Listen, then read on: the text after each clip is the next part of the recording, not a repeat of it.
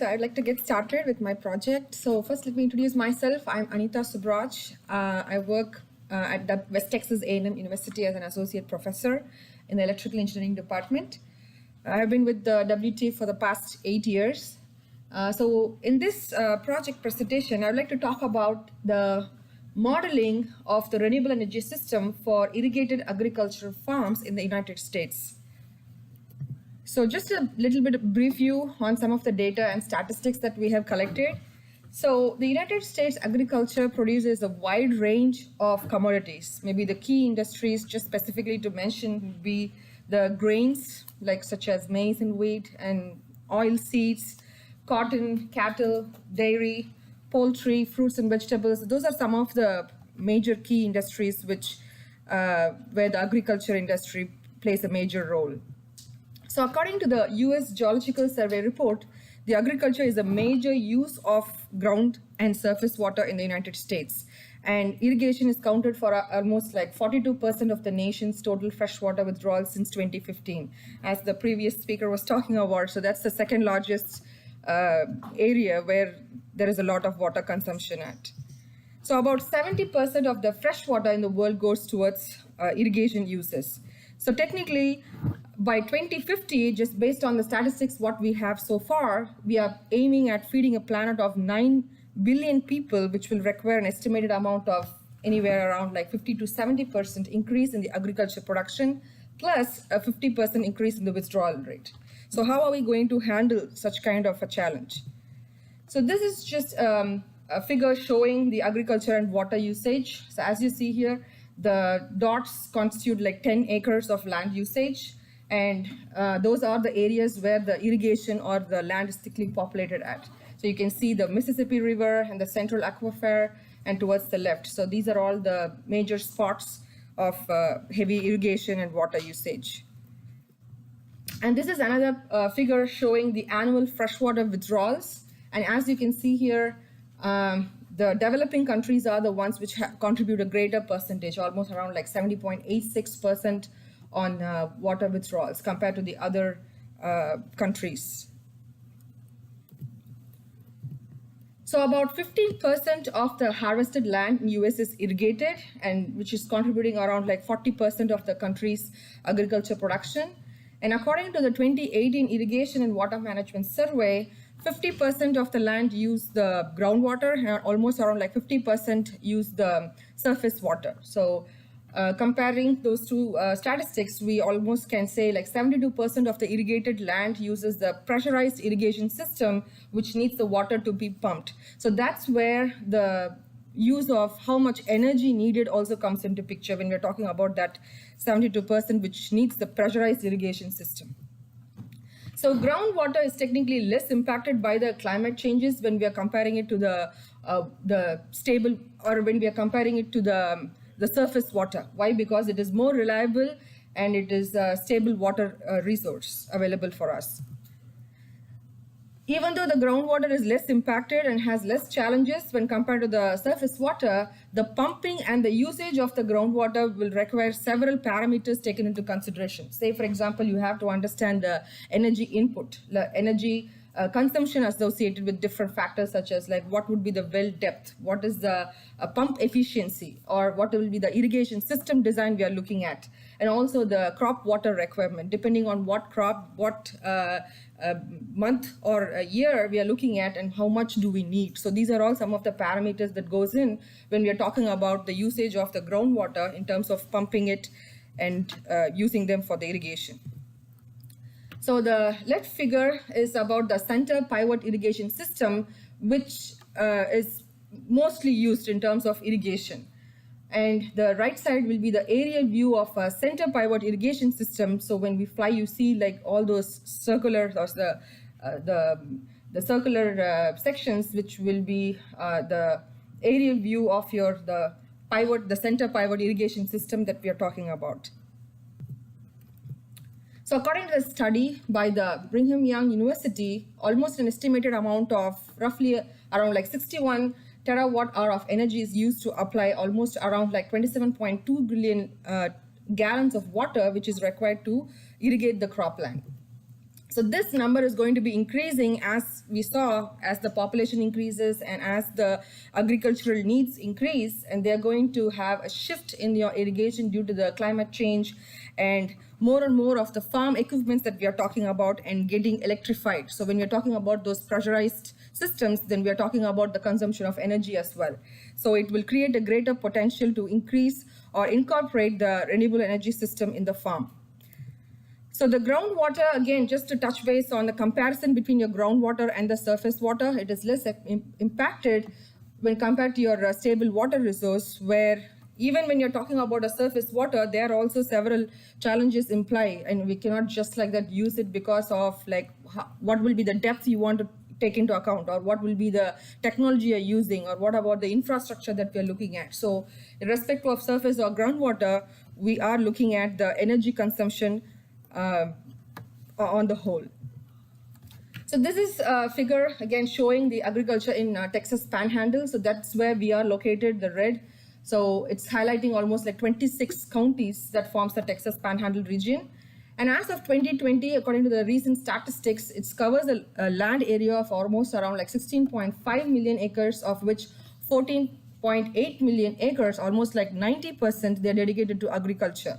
So if you want to have a split up, then we can say 60% is towards the pasture land and 28 around like dry land crop, and then around 10% for the irrigated crop.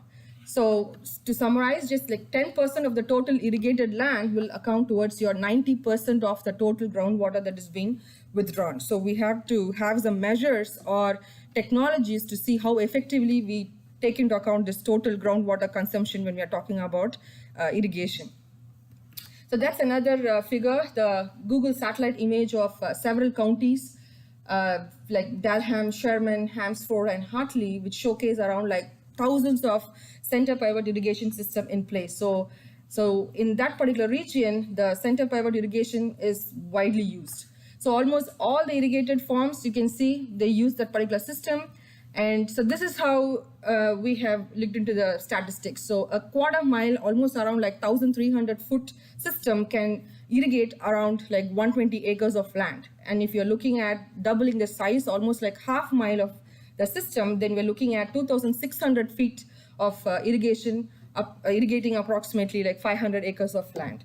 And what about the cost involved? We are looking at roughly around like $200 to $3,250 per acre. So the quarter section center pivot system can consume anywhere about 30 to 60 megawatt hour, depending on the hours and also the season or the crop which we are trying to grow in that particular area.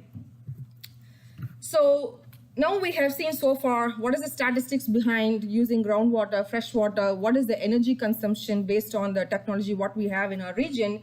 We want to do a case study or kind of like an analysis in bringing up a model which will benefit the farmers in terms of cost effectiveness, having a efficient way of using the groundwater, and also how well we can use the renewable sources. So that's how we want to just have a case study analysis on this particular area. So we want to consider certain facts, like we want to consider 10,000 acres of dry land farming, and we want to use 4 quarter mile center pivot system, which means if one is capable of doing 120 acres, so if we are using 4 of them, then 120 multiplied by 4, we are aiming at like 480 acres. And we are considering around like roughly an estimate of about like 4 pumps, which will support 1 center pivot system. And usually, based on the scenarios we have seen, the system is usually operational, or meaning they do the irrigation a lot during these months, like April to November, where the other months it's pretty much off based on the crop production. So just looking into these facts, we are considering it will consume roughly about 278 kilowatt hour for 1 hour of operation. So that's the estimate we are looking at, for which almost all of it is consumed by the pumps. So when we are talking about the center pivot system with a pressurized system, then the pumps are the ones which will pumping the water, consumes a lot of energy in order to maintain the pressure in the system. So this is just a map to just validate the point we were talking about, like the way how the irrigation is happening in that particular period from April to November. So that's the monthly demand of operation of a center pivot system in terms of kilowatt hour. So you can see roughly around like 200K 200 megawatt or kilowatt hour is what is the demand we see from a center pivot system. So this is a figure showing the irrigated farm demand versus the PV generation. So we want to have an estimate on from Panhandle region which will be the most efficient, whether to use a PV system or wind. So this is a graph. So we are right there on the Panhandle region on the very top, Texas, and you can see it's roughly almost greater than like 5.75% of of the solar generation we get. So we want to account the solar generation, which will help us benefit in terms of looking into the renewable source. And here is a figure. We want to understand sizing the PV generation. So based on the demand, so okay, we know the demand, and how am I to size the PV system? So you can see the different, the light blue, which says demand, is where like we have the like a reference, and we want to go from like 250, which is ultimately not meeting the demand, and we want to get up to 500, 750, 1,000, 1,250, and finally your 1,500 will reach kind of, will be able to meet that particular demand what we are having right now. So just to have an estimation on how do we want to size to meet the demand what we have in terms of PV generation. Now similarly, we also wanted to look into wind. So we want to have solar, wind, and what about the combination of both solar and wind? So those are all the three scenarios we are interested in. So again, wind, if you look into the Panhandle region, we see that we have a pretty good amount of wind also available in our region. So we want to look into the statistics again. How do we meet the demand with respect to just the wind alone? So you can see, again, the blue bar is talking about the demand. And if I have that as a reference, then if I start sizing the wind system from 300, I can go up to almost around like 1.25 megawatts so that I can meet the demand. So that's how we went from sizing the system and then reach up to 1,250 there. So this is a chart showing a combination. So we saw just the solar, just the wind. Now how are we integrating both PV and the wind together, and how are we meeting the demand? So you can see roughly together with those scaled PV and wind parameters, we have around like 625 kilowatt PV and around like 562.5 kilowatt wind. We were able to justify or say have an estimate roughly meeting the demand what we have.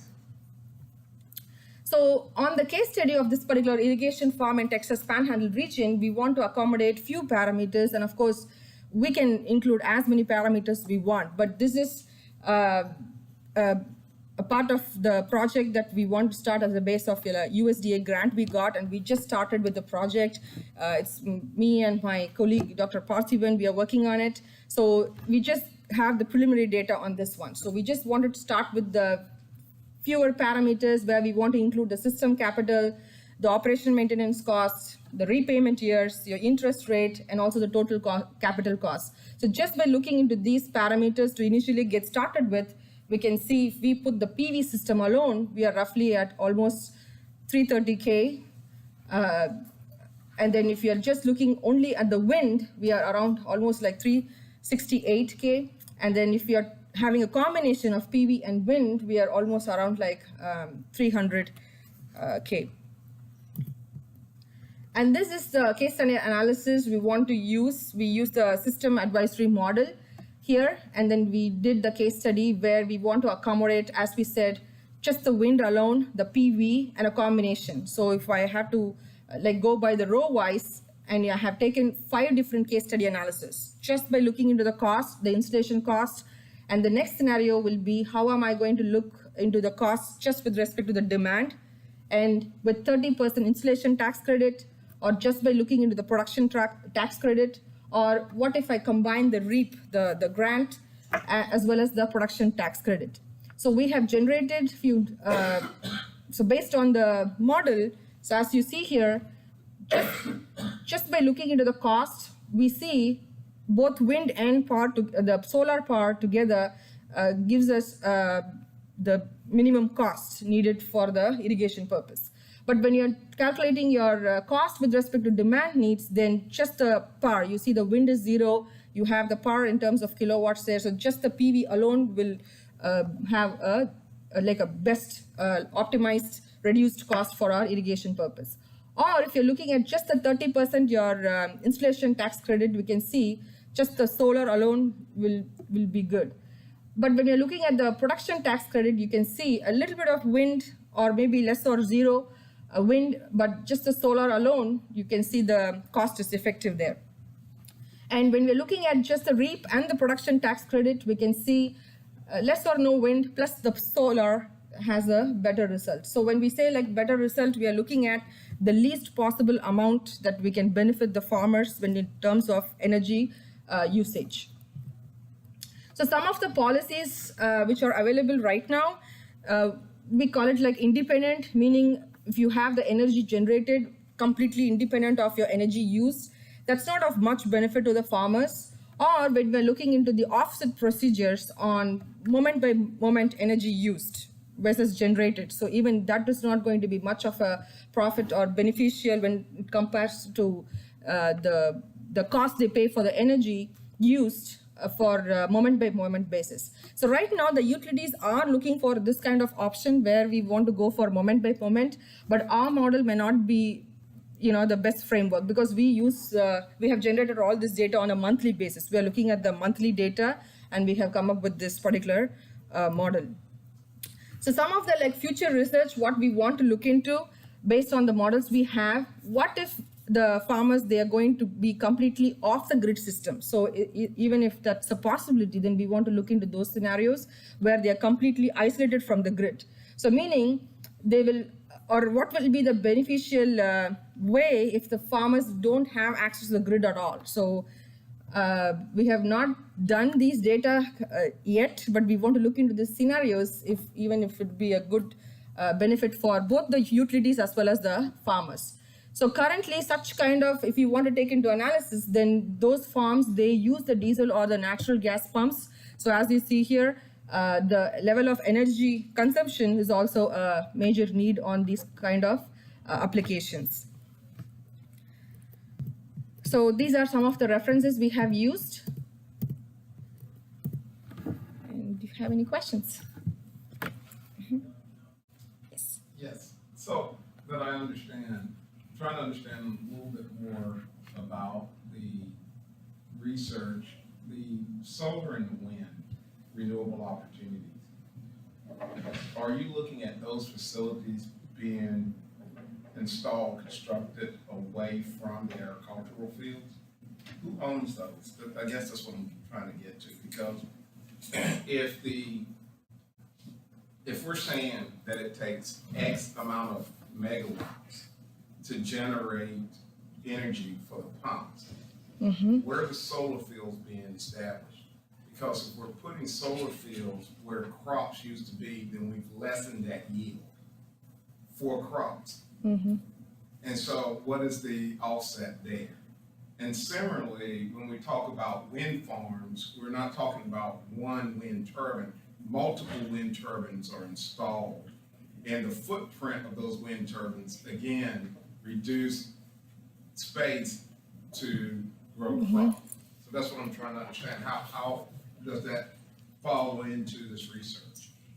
This particular, so we are right now considering this data analysis on the existing solar and the wind generation what we have right now. So this is not like we're not planning on installing new, so this is based on the data already what we have, the solar generation and the the wind generation what we have.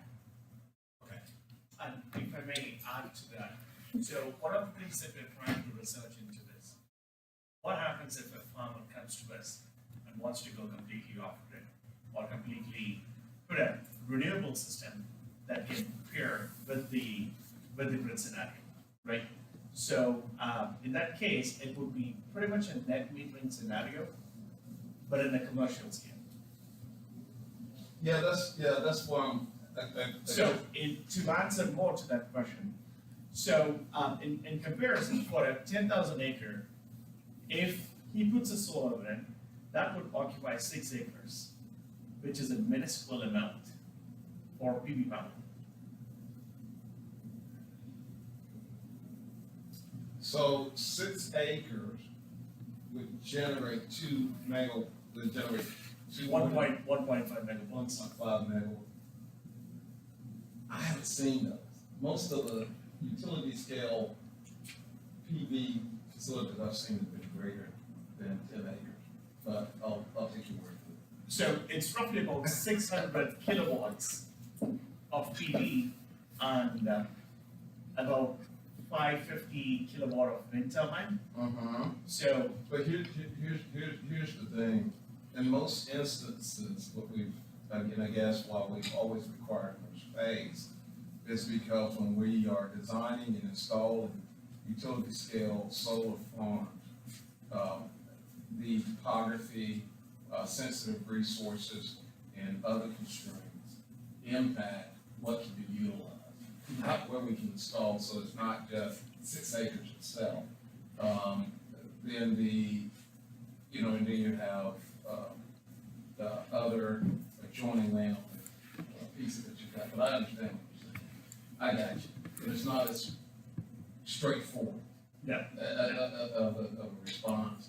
The other part about, I guess for me, is where I've seen most renewable energy sources being utilized for a specific energy case, the individual, the owner or the plant owns that facility.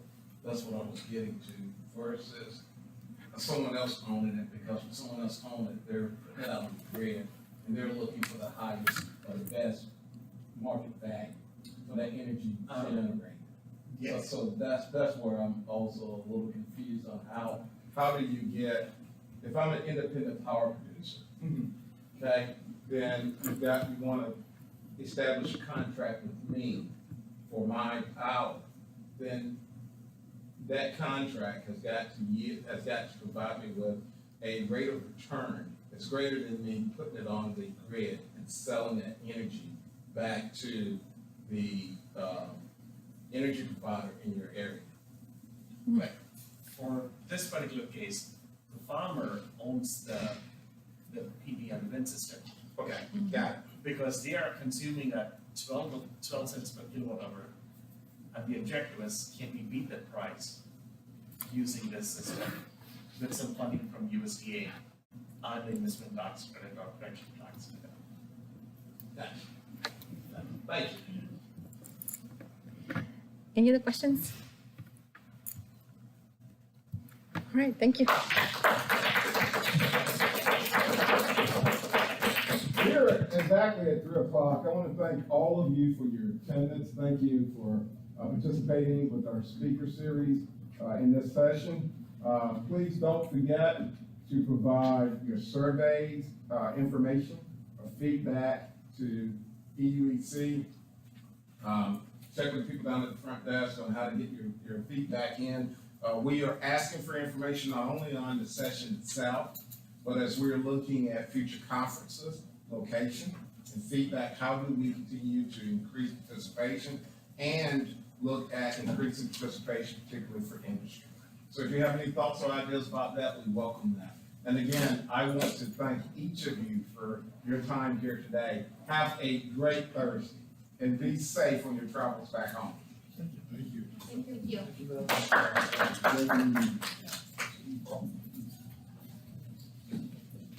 you.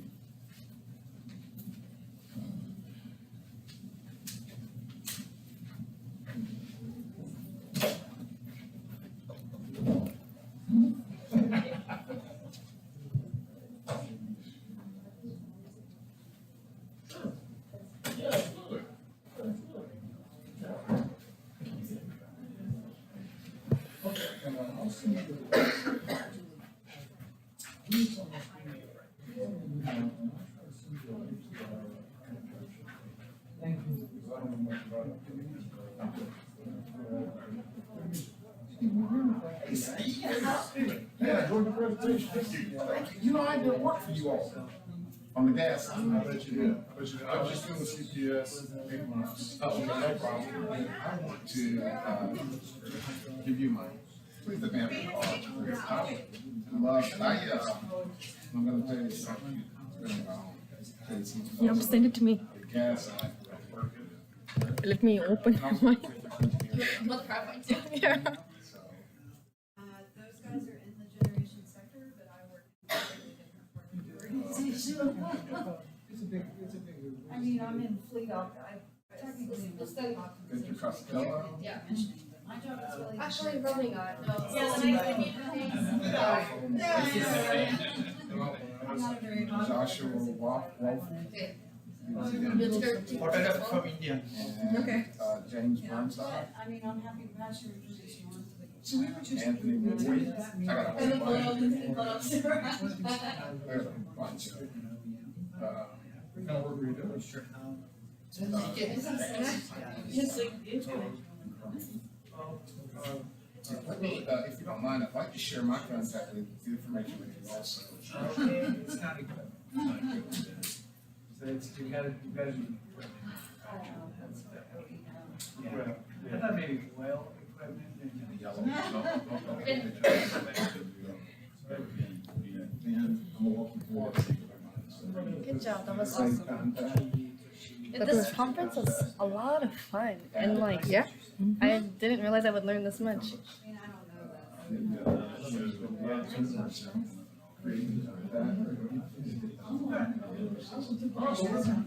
I don't know that. You familiar with this? Yeah, I mean, it's a little below version of it. It's usually. Well, I'll tell you what, you might want to reach out to, I'm not saying I'm just. so I don't know if you guys. Right. Yeah, we just did take this invited to so funny because. roundtable discussion. And we almost. Those are usually. Right. So I think it's mentioned, so every time I go to another job and do checks, they're like. Right, right. So it's not. So I'm kind of the new guy, but, yeah, we've got a bunch of fun. Although. We're working on it. Yes.